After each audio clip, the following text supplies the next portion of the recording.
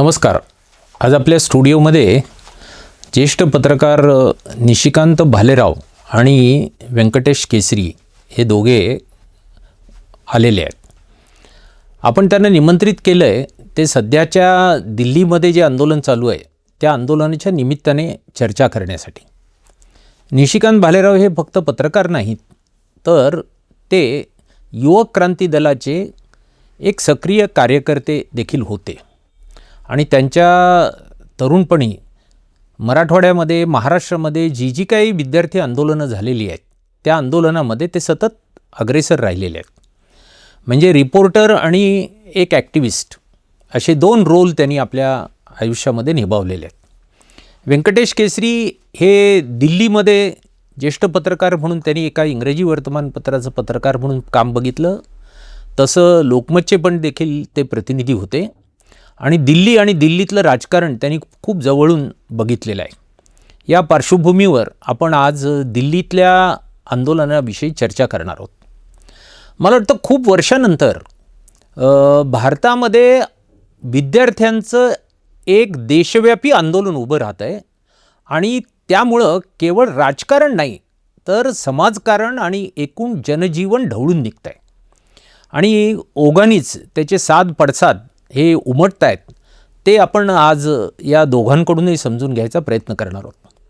निशिकांत, मला तुझे opening remarks दे की या सगळ्या डेव्हलपमेंटकडे तू कसा बघतोस? नाही, एक तर मी खूप भारावूनच गेलो होतो जेव्हा प्रथम दीपकीनी कॉक्रोच जनता पार्टी लॉन्च केली होती वेबवरती. हां. आणि त्याला जे काही रिस्पॉन्स मिळाला, प्रतिसाद मिळाला, आणि त्यावेळेस काही गोष्टी स्पष्टच नव्हत्या. हो. पार्टी हे सगळे आपल्यासारख्यांना माहीत होते की हे पार्टी हे नाव म्हणून घेतलेलं आहे उपरोधानी, पण हे वाढेल अशी शक्यता वाटत होती कारण दीपकीनी निवडलेलं एक माध्यम जे होतं ते पूर्णतः वेगळ्या स्वरूपाचं होतं. आणि मग नंतर जो गेल्या 10-15 दिवसापूर्वी त्याचा जो काही स्फोट झाला भारतात दीपकी आल्यानंतर, त्यावेळेस मी कोरिलेट करायचा प्रयत्न केला मला स्वतःला आणि एकेकाळी युवक क्रांती दल, दलित पॅन्थर, मास मुवमेंट अशा ज्या काही दलित युवक आघाडी, युवक काँग्रेस असेल किंवा अगदी नाव घ्यायचं तर आभाविपसारखे सुद्धा जे काही तात्पुरते होते त्यांच्याशी मी कोरिलेट करायचा प्रयत्न केला. माझ्या असं लक्षात आले की एक चांगली संधी या निमित्ताने पुन्हा देशातल्या सर्वच राजकीय पक्षांना तरुण आणि विद्यार्थी यांची स्पंदनं जाणून घ्यायला मिळालेली, उपलब्ध झालेली आहे. बरोबर. त्यामुळे पहिल्यांदा सांगायचं झालं तर मी खूप आशावादी आहे आणि मला हा कोणत्या पार्टीत जाईल काय याच्याशी काही देणं घेणं नाही. विद्यार्थी आणि युवकाची स्पंदनं आणि प्रश्न तो मांडतोय त्याच्यामुळे त्याबरोबर दिलखुलासपणे याच्याकडे पाहिलं पाहिजे असं मला स्वतःला वाटतं. बरोबर आहे. केसरी, दिल्ली दरबार आता या आंदोलनाकडे कसा बघतोय? असे की हे जे कॉक्रोच जनता पार्टी यांनी जे आंदोलन केलं 20 आणि 22 जुलै हे 2 दिवस पंतप्रधान नरेंद्र मोदी कधी आयुष्यात विसरू शकणार नाही. 20 जुलैला जो विद्यार्थी तरुणांचा जो जनसागर तिथे दिल्लीमध्ये दिसला, सर्व तरुण जवळपास 99% तरुण होते. ते अपॉलिटिकल होते, कुठल्या पक्षाचे नव्हते, त्यांचे चेहरे नवे होते आणि तिथं त्यांचा जो एक प्रतिसाद होता त्यामुळे सरकार टरकलं. नंतर 21 तारखेला राहुल गांधींनी आणि काँग्रेसच्या नेत्यांनी जो ठिय्या आंदोलन केलं पंतप्रधानांच्या घरासमोर 3 तास 20 मिनिटं, त्यामुळे त्याला आणखीन धक्के बसले. आणि आता त्यांची मागणी अशी विद्यार्थ्यांची, जी आत्ता राहुल गांधींनी सांगितलं की आम्ही 30 मागणी रेटणार आहोत म्हणून, की पहिल्यांदा म्हणजे इस्तिफा म्हणजे राजीनामा, शिक्षण मंत्री धर्मेंद्र प्रधान यांचा राजीनामा, नंतर चर्चा, नंतर जो अमानुष म्हणजे निशस्त्र पद्धतीनं निशस्त्र विद्यार्थ्यावरती जो पोलिसांनी लाठी हल्ला केला, अश्रुधुराच्या नळकांड्या फोडल्या आणि नंतर जे मारलं आणि त्यांच्या मारण्यामध्ये जे बाहेरचे लोक घुसवले त्याचे सुद्धा फोटो सगळ्या सोशल मीडियामध्ये आहेत. हे लोक कोणी घुसवले काय नाही, त्यांनी सुद्धा विद्यार्थ्यांना चोपून काढलं आंदोलन करणाऱ्या, त्याची चौकशी व्हावी आणि त्याला शिक्षा मिळावी आणि सर्वात शेवटचं त्यांची जी मागणी होती, पंतप्रधान नरेंद्र मोदी यांनी राजीनामा द्यावा. याचा अर्थ असा की हे आंदोलन आता दिल्लीपर्यंत सीमित राहणार नाही. महाराष्ट्रामध्ये, मुंबईत त्याचे पडसाद आज उमटलेले आहेत, नागपूरमध्ये झालेले आहेत, बिहारमध्ये झालेले आहेत आणि हळूहळू त्याची व्याप्ती वाढणार. विद्यार्थी आणि आणखीन चौथा महत्वाचा भाग आहे की राजकीय पक्षाच्या अजेंड्यावरती पहिल्यांदा विद्यार्थ्यांचे प्रश्न आले एवढ्या प्रभावीपणे आतापर्यंत झालेले नव्हते. म्हणजे गेल्या 10-15 वर्षामध्ये, 20 वर्षामध्ये भारतात जी मोठी आंदोलनं झाली, ती म्हणजे एक मंडल होतं, दुसरं कमंडल होतं. अयोध्या आणि मंडल, आरक्षण आणि अयोध्या. आता त्याच्यानंतर पहिल्यांदा अजेंडा बदललेला आहे आणि तो विद्यार्थ्यांचा आलेला आहे आणि सर्व घेतात, सर्व पक्षांनी तो घेतलेला आहे. भारतीय जनता पक्ष जो सत्ताधारी आहे त्याला त्याचं कसं उत्तर द्यावं हे माहीत नाही. त्यामुळं हे प्रकरण आता वाढत जाणार आहे. आज दिल्लीमध्ये 16 मेट्रो स्टेशन त्यांनी बंद केली, त्याच्यानंतर इंटरनेट सेवा बंद केलेल्या आहेत. ज्यावेळेस सरकार अशा प्रकारच्या उपाययोजना करतं याचा अर्थ सरकारला कुठे ना कुठे भीती वाटते. या आंदोलनाचा नेता एक नाही आहे, अभिजित दिपकेने सुरू केलं, परंतु त्या संघटनेचं पुढचं कार्यक्रम आंदोलन घोषित करण्याचे त्याच्याकडे अधिकार नाहीत, कारण तिथे नेता कोण हेच सरकारला कळत नाही. एकदा नेता कळाला, तुम्ही ट्रेड युनियन लीडर आहात, नेता कळाला की त्याला कसं मॅनेज करायचं सरकारला आणि सत्ताधाऱ्यांना कळतं, तर ह्याला नेता नाहीये. आणि जे कोणी असतील ते पाठीमागचे जे माणसं आहेत तशी ताकद पाहण्यात आंदोलनातून आलेली आहेत. आणि राहुल गांधींनी सर्वात चांगला चालाखीने जो निर्णय घेतला, आम्ही विद्यार्थ्यांबरोबर आहोत. कालच्या टीव्हीमध्ये आम आदमी पक्ष वर्सेस काँग्रेस असं लावण्याचा प्रयत्न केला, त्यांच्यामध्ये भांडण लावण्याचा. भांडण असू शकतात, राजकीय पक्ष आहेत, ते इलेक्शन लढवतात त्यामुळे असू शकतात, परंतु ह्या मुद्द्याने सर्वांना एकत्र केलेलं आहे आणि भारतीय जनता पक्षाला त्याला उत्तर देता येत नाही. अशा कोंडीत राजकारण सापडलेलं आहे, सरकार सापडलेलं आहे. पुढे काय होतं हे नंतरच्या काही दिवसात कळेल. बरोबर. निशिकांत भालेराव, तुम्ही माध्यमात काम केलेलं आहे आणि गेल्या काही वर्षांपासून मीडियाला गोदी मीडिया असं नामकरण करून सतत बोलल्या जातं.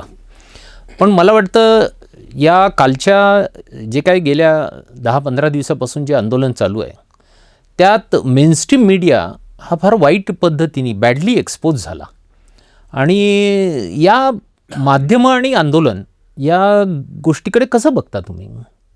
नाही, एकतर आपण म्हणता ते बरोबर आहे की माध्यमांनी लाजच घालवलेली आहे सगळे.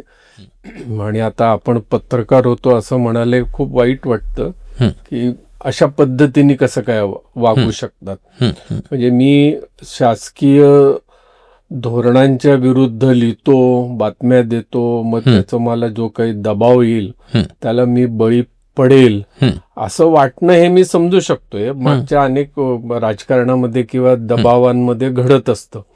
पण तरी पत्रकारिता म्हणून जी काय असती ती करण्याचं धाडस मुख्य प्रवाहातले देश पातळीवरचे चॅनल्स असतील, वृत्तपत्र असतील, यांना न होणं हे याचा अर्थ सरळ सरळ देशामध्ये अघोषित आणीबाणी आहे असे जे काही गेल्या 10 वर्षापासून सगळेजण म्हणतायत त्याला पुष्टी मिळते.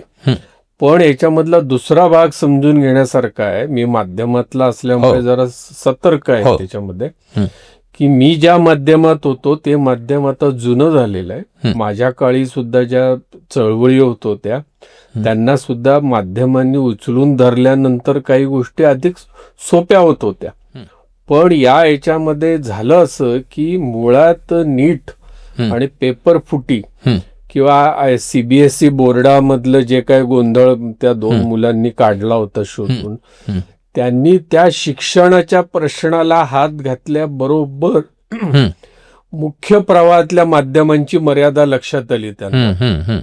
आणि म्हणून आपण असं बघतोय की जेवढे युट्यूबर, जेवढे ब्लॉगर, जेवढे इन्फ्लुएन्झर, जेवढे कवी, जेवढे परफॉर्मिंग आर्टिस्ट वेगवेगळ्या याच्यामधले, यांनी हे माध्यम बरोबर ओळखलं होतं.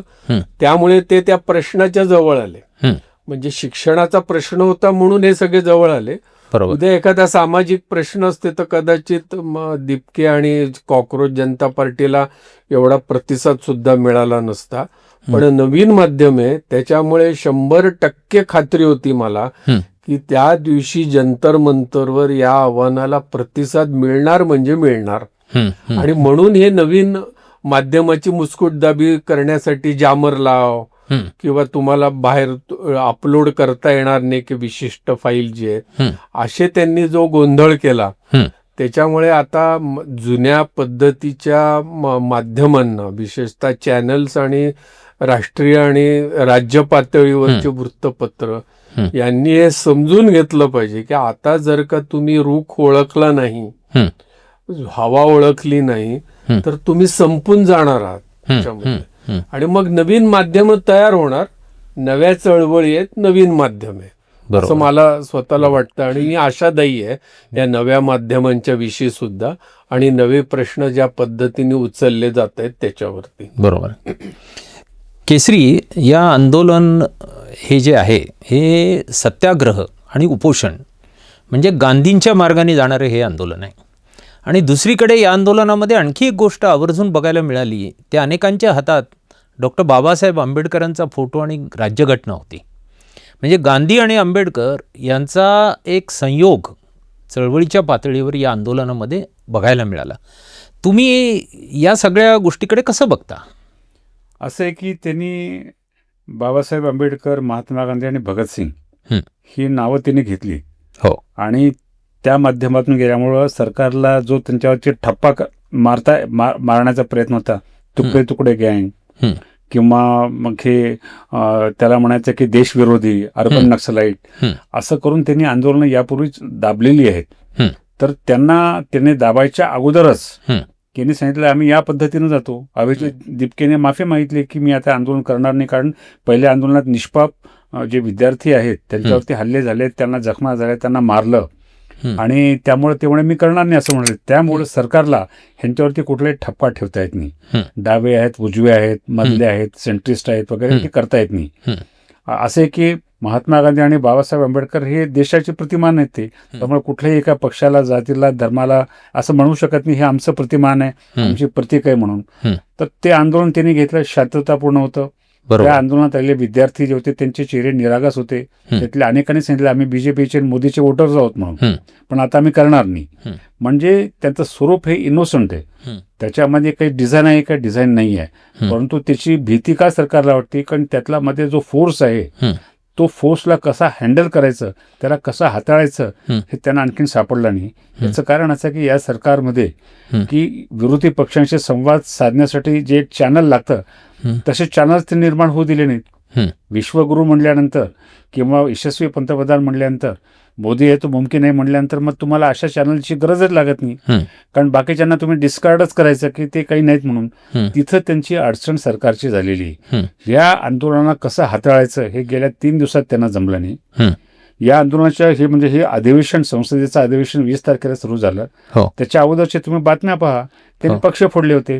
तृणमूल काँग्रेसचे 20 खासदार फोडले, 60 आमदार फोडले, महाराष्ट्रातले शिवसेनेचे 6 खासदार फोडले, आता राष्ट्रवादी काँग्रेस पक्ष फोडणार म्हणतात. म्हणजे त्यांनी दहशत निर्माण केली होती की तुम्ही निवडून आल्यानंतर सत्ता तर पाहिजेच आम्हाला, पण तुमचे पक्ष आम्ही खतम करू. त्या पार्श्वभूमीवरती हे आंदोलन झालं आणि सरकार लडखडलं. आता ह्याच्यानंतर काय होणार ह्याचा अंदाज कुणालाच खरं पाहिलं तर येत नाही. विरोधी पक्षांना येत नाही आणि सरकारला येत नाही, पण विरोधी पक्ष खुश याच्यासाठी आहेत की सरकार घाबरलंय म्हणून ते. तर त्यामुळं येणाऱ्या काळामध्ये अनेक गोष्टी उघडकीस येऊ शकतात. परंतु हे मात्र खरं की अर्बन नक्सल, तुकडे तुकडे गँग हे बीजेपी आता म्हणू शकत नाही, मोदी म्हणू शकत नाही. नाही तर मोदीचा एक शब्द होता आंदोलन जीवी म्हणून, म्हणजे ते ना त्यांच्यावरती व्यंग करणे, हा जो म्हणतो ना हिंदीत त्याला म्हणतात ताना मारणे, व्यंग करणे ही त्यांचं खास वैशिष्ट्य होतं. ते विरोधकांना हे करणे. भाजपपासून आज सुद्धा मुंबईत जे भाजपाचे आंदोलन झाले, राहुल गांधी इतके दिवस कुठे असतात, म्हणजे मुंबई विदेशात कुठे जातात वगैरे वगैरे, असं पंतप्रधानाच्या घरासमोर त्यांनी काय म्हणतात त्याला ठिय्या आंदोलन करावं का? साधा प्रश्न होता. हे सुरू व्हायच्या अगोदर अधिवेशनाच्या दिवशी, पहिल्या दिवशी जर सरकारने सांगितलं असतं आम्ही ह्याच्यावरती चर्चा करायला तयार आहोत, बरोबर, तर कदाचित हे पुढचे प्रश्न आले नसते. परंतु नरेंद्र मोदी पंतप्रधान झाल्यानंतर अधिवेशन सुरू होताना ते संसदेच्या बाहेर गेटवर ते राष्ट्र के नाम संदेश देता त्यांनी राहुल गांधीला सांगितलं की 56 साल के ये युवा नेता आहे म्हणून. म्हणजे हे असं करून त्यांनी जास्तीत जास्त शत्रू अंगावर ओढून घेतले. आता राष्ट्रीय स्वयंसेवक संघाचे मोहन भागवती शांत आहेत. विद्यार्थ्यांच्या प्रश्नावरती ते म्हणतात की आमची संस्कृती संघटना आहे, त्यामुळे तसंही त्यांना बोलण्याचा अधिकार नाही. बीजेपीमध्ये कोणी बोलू शकत नाही, कारण बीजेपीकडे सगळे नामधारी त्यांनी आणून बसवलेत. स्वतंत्र प्रतिभेचा मनुष्य भारतीय जनता पक्षामध्ये नाही आहे, आणि सरकारमध्ये आणि पक्ष आणि सरकार हे मोदी आणि अमित शहा चालवतात. त्यामुळे तिसरा मनुष्य काही चोंबडेपणा करणार नाही. त्यामुळे आता त्यांनाच ते हँडल करावं लागणार आहे. त्यात त्यांच्यामध्ये मुत्सद्दीगिरी किती, लवचिकता किती, आणि आंदोलन तोडू शकतात का किंवा आंदोलनाला समोपचाराने मिटवू शकतात का, हे स्किल आहे का नाही हे देशाला येते. बरोबर. इथे मला अजून एक सांगावं असं वाटतं की आपण लक्षात घेतलं पाहिजे की कशा पद्धतीने या विद्यार्थ्यांना प्रतिसाद सुद्धा मिळतोय. आता आम्ही जे पूर्वी आंदोलन केले होते त्यावेळेस जे काही आम्हाला निधी लागायचा, जेव्हा उपोषणाला बसलेत, निदर्शनाला बसलेत, तर जाऊन मागावे लागायचे की द्या भाकरी द्या, पोळ्या द्या, अमुक द्या. आता हे नवीन पद्धतीचं यांनी स्वीकारलेलं आहे. जगभरातून लोक त्यांना नव्या झोमॅटो, स्विगी याच्यावर पाठवतायत, द्या तुम्हाला जो विद्यार्थी दिसेल त्याच्यामध्ये. हे नवीन आहे आपल्या देशामध्ये, आणि हे चळवळीला पण नवीन आहे. याचा दुसरा एक याचा मला जाणवतं असं की हा शैक्षणिक प्रश्न आहे, आणि दर 10 घरांच्या मागे कोणाला तरी त्याची आच लागलेली त्या प्रश्नाची. बरोबर. त्याच्यामुळे याची इंटेन्सिटी जी आहे, दाहकता आहे या प्रश्नामध्ये, त्याच्यामुळे ती उचलण्याचं धैर्य तर या कॉक्रोच जनता पार्टीने आणि या मुलांनी दाखवलंय. आणि अशा वेळेस मला असं वाटतं की बाकीच्या राजकीय पक्षांनी एक पथ्य पाळणं भाग आहे की हा विद्यार्थ्यांचा प्रश्न आहे, विद्यार्थी हाताळायत, तुम्ही करा, आम्ही तुमच्या मागे राहू. बरोबर. याच्या पलीकडे यांनी जर का त्याच्यात राजकारण म्हणून पाहिलं तर मला जरा भीती वाटते की हे उगीच भरकटत जाईल आणि ते हातातून निसटेल का काय म्हणून. हे माझी आपली एक सावधगिरी म्हणून मी इथे व्यक्त केलं माझं. बरोबर. निशिकांत भालेराव, आणखी एका गोष्टीची मला आठवण झाली की डॉक्टर राम मनोहर लोहिया नेहमी एक त्यांचं गाजलेलं वाक्य होतं की रस्ते सुनसान झाले की संसद आवारा होते. तुम्हाला वाटतं गेल्या काही वर्षात जे काय झालेलं आहे, वास्तव आहे, त्याचं याच्याशी साम्य वाटतं तुम्हाला? नाही, मला असं वाटतं की हा फार पोटेन्शियल आहे या प्रश्नामध्ये, आत्ताच्या जो उचललेला प्रश्न आहे त्याच्यामध्ये. आणि दुर्दैवाने राजकीय पक्षांना गेल्या 10-12 वर्षामध्ये कोणताच डाव असा टाकता आलेला नव्हता. शो ऑफ स्ट्रेंथ खूप केलेली, खूप मोठ्या प्रमाणावर शेतकऱ्यांची निदर्शनं झालेत, कामगारांचे झालेले. युवक आणि विद्यार्थी हा जरा त्यापासून थोडासा अलिप्त होता इतके वर्ष. आणि राम मनोहर लोहिया असो, मार्क्स असो, माओ असो, यांनी आतापर्यंत सांगितले की क्रांतीचे वाहक हे कामगार आणि विद्यार्थीच आहेत, कारण त्यांच्याकडे हारण्यासारखं दुसरं काहीच नाही म्हणून.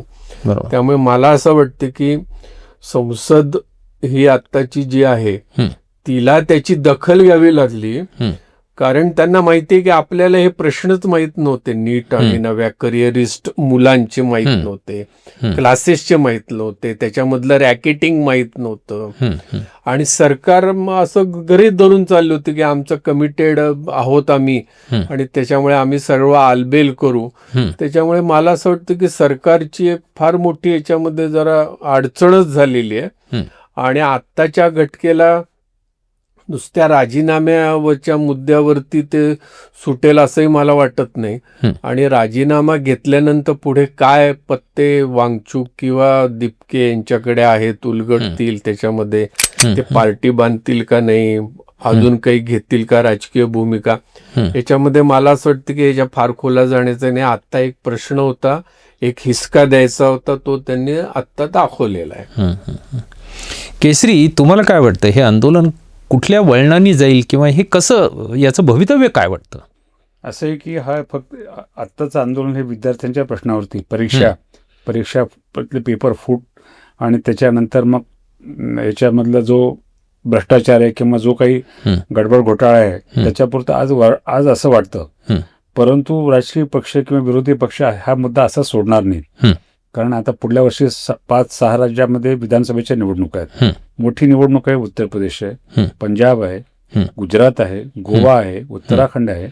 त्यामुळे हा प्रश्न लावणार का, हा प्रश्न एकटा नाही आहे. ह्याच्या जोडीला राम मंदिरातल्या दानाला चोरी झालेली तो आहे, तो सोडलेला नाही आहे. विरोधी पक्षाकडे ॲम्युनिशन भरपूर आहेत आणि ते ह्याला सोडणार नाही. कारण यांनी काय केलं, SIRच्या माध्यमातून आणि आता डिलिमिटेशन मतदारसंघाची पुनर्रचना करण्याच्या माध्यमातून आपल्या निवडणूक प्रचारावरती पूर्णपणे पकड घेण्याचा प्रयत्न केला होता.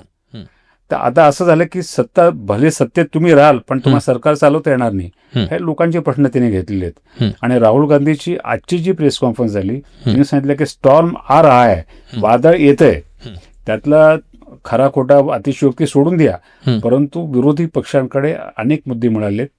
जे पक्ष मरगळलेले वाटत होते त्यांना जो मिळालेला आहे आणि ते यांना सोडणार नाहीत. याच्याशिवाय 12 वर्षाची अँटी इन्कम्बन्सी यांच्याकडे, की तुम्ही जे बोलत होता, तुम्ही सोशल मीडियावरती पहा पंतप्रधानाची काय कुठल्या पद्धतीने चेष्टा होती ती, म्हणजे तुमचा कंट्रोल नाही आहे. आणि ह्या नव्या तंत्रज्ञानामुळं तसे तुम्ही सेन्सरशिप करू शकत नाही. इंदिरा गांधीच्या काळात म्हणजे वर्तमानपत्रावरती प्रिंट मीडियावरती करणं सोपं होतं. आता तुमची बातमी ही तुमच्या देशातली राहतच नाही, ती जगाची प्रॉपर्टी होती. त्यामुळं हे दिसतं तेवढं सोपं नाही आहे. जे विरोधी पक्ष ह्याच्यातली गती पकडू शकतील ते पुढे जातील, ज्यांना पकडता येणार नाही ते मागे पडतील. काळ कोणासाठी थांबत नसतो, तो तसा निष्ठुर असतो. त्यामुळं जे व्हायचं ते होईल, पण कुठं त्याला त्यातल्यामध्ये ब्रेक झालेला, कोंडी फुटलेली भारतीय राजकारणातली, असं मला वाटतं.